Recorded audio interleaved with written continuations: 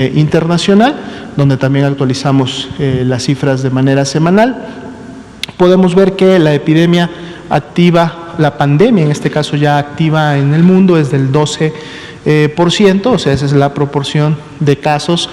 más de 7.783.000 personas las que han iniciado con signos y síntomas en los últimos 14 días. Y de este grupo, el que ha contribuido con un 45.5%, es decir, con la mayoría de estos casos en los últimos 14 días, es precisamente la región de las Américas, y vemos cómo la región de Europa, en materia de casos de personas que enferman,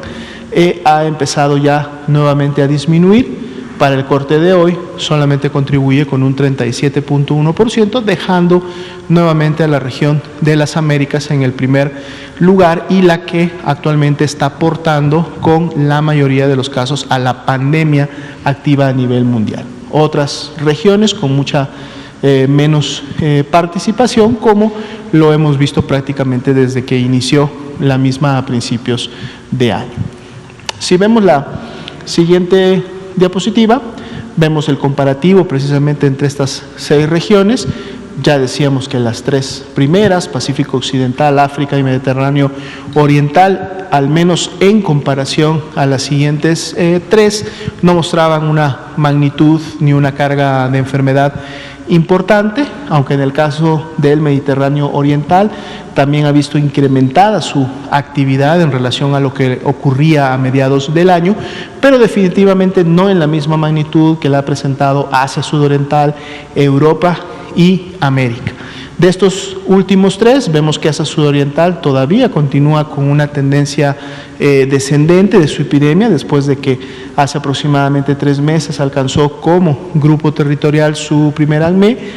En el caso de Europa, incremento importante también hace 2-3 semanas, pero aquí vemos precisamente lo que está generando que Europa ya no sea el primer lugar o que no esté contribuyendo con una gran carga de casos, porque precisamente vemos que hay una tendencia descendente ya en el continente europeo marcada, la cual no vemos todavía en el continente americano. Más bien en el continente americano seguimos viendo una situación de incremento y en donde los casos continúan creciendo. Vamos a ver hasta dónde esto se va a mantener, recordando que ambos continentes, tanto América y en este caso la región del norte, que es la que más está contribuyendo con estos casos, y la región europea, pues bueno, estamos cursando y entrando a la temporada invernal más importante. Si vemos la siguiente diapositiva, vemos ahora el comportamiento de las defunciones diarias. Misma situación para las primeras 3 regiones, y idénticamente para el Mediterráneo Oriental, en donde también sus defunciones se han incrementado en las últimas semanas. Asia Sudoriental sigue disminuyendo sus defunciones, aunque ha tenido más bien un comportamiento de meseta en las últimas semanas, y a diferencia de los casos, aquí sí vemos todavía a Europa con un comportamiento, con una ocurrencia importante en relación a las defunciones, aunque pareciera que así como lo está logrando en su curva de casos, parece también que en relación a la curva de defunciones empieza a haber un ligero descenso en la última semana, lo cual pudiera generar también esta tendencia en las siguientes. En el caso de América, estamos en un incremento por efecto de las defunciones, llegando o inclusive superando, aunque todavía por poco, lo observado en meses previos de la pandemia en la región de las Américas. Si vemos la siguiente diapositiva, son 2 más, esta es la penúltima. Aquí vemos el comportamiento, pero en curvas de casos nuevos por millón de habitantes, precisamente para hacer comparativa las alturas y los comportamientos de las curvas entre las diferentes regiones.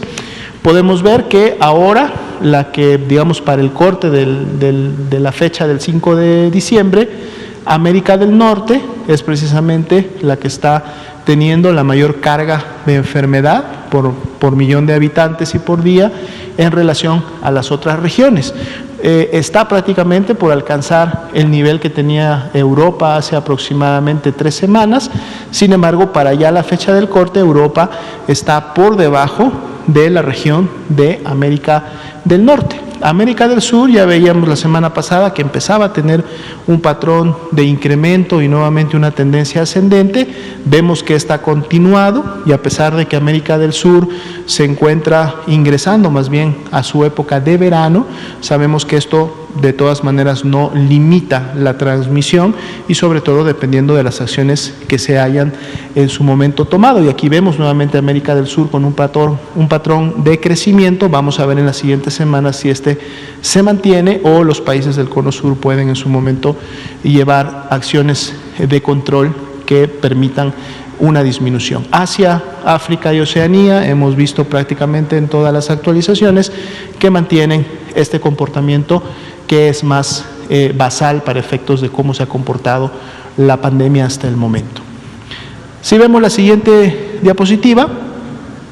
ahora tenemos el comportamiento de las defunciones, y como veíamos en diapositivas previas, Europa todavía se encontraba en un nivel de presentación y ocurrencia de defunciones importantes, y cuando vemos precisamente las defunciones nuevas por millón de habitantes, vemos que Europa todavía sigue ocupando los primeros lugares en esta presentación. La sigue sí América del Norte, que además ha tenido un incremento que ya superó la primera curva que tuvo de defunciones allá a finales de abril, y continúa una tendencia ascendente, y luego le seguiría América del Sur, en donde ya veíamos que para efectos de defunciones sí ha mantenido una tendencia descendente, aunque en las últimas semanas esta se ha estancado, de seguro por esa subida que vimos en los casos. Y recordemos, cuando tenemos un incremento en los casos, 2 semanas después viene un incremento en las hospitalizaciones, y 3 semanas después viene un incremento en las defunciones. Es un poco la historia natural de la epidemia, de la pandemia, y lógicamente esto también depende de las acciones que cada país implemente. Y finalmente, Asia, África y Oceanía manteniendo este comportamiento todavía basal, o al menos basal en comparación pues con las otras regiones que sí mantienen una actividad importante. Entonces, termino solamente recordando a la población: la epidemia no se ha terminado en México, la pandemia no se ha terminado a nivel mundial, pueden ustedes verlo en los datos. Por lo tanto, el llamado que hacíamos al principio en relación a la entidad en la que nos encontremos, al nivel de riesgo epidémico que tenemos de contraer la enfermedad, inclusive llegar a una situación de gravedad y requerir una hospitalización, se mantiene. Entonces, atendamos los llamados de las autoridades sanitarias, tanto federales, estatales y en su caso también de las autoridades municipales, para todos juntos poder implementar las mejores medidas que nos ayuden en cada región a disminuir los contagios y por lo tanto la epidemia en México. Esa sería la información para hoy.